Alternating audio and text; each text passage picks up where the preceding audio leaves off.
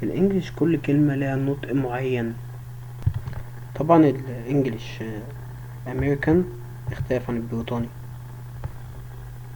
عندك كلمة ووتر المية، في بريتش بيقولوها ووكر.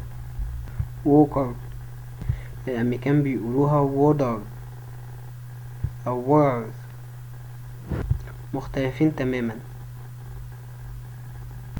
الانجليش عامة على فكرة هما مش بيتكلموا زينا كده، زي ما احنا مهتمين اوي بالانجليش كده، لا، بيتكلموا سلانج language، يعني اللغة العامية، اللغة العامية بتاعتهم زينا كده عادي. فاللهجة مختلفة، فاللغة مختلفة تماما زينا. زي في مصر مثلا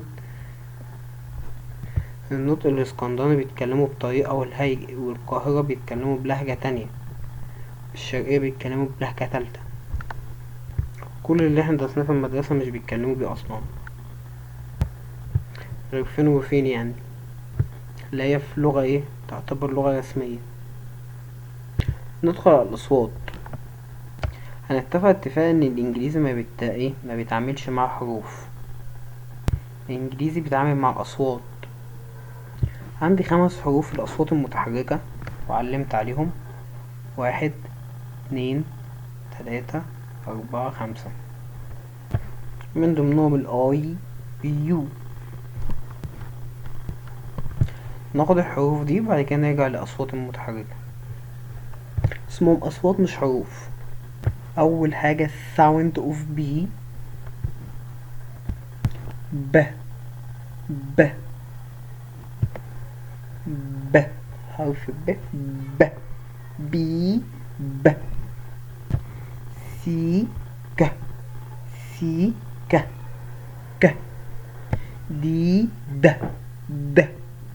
اف جي ج جي ج ج. صوت الاتش، انا لو كتبت كلمة شبه كده تتنطق هات، تبقى ه، هات، تتنطق ه ه ه ه ه. جي ج كي ك كي ك. بقى انا عندي 2 متشابهين هنا، عندي سي وكي. او او ام المخرج بتعمل انف. الان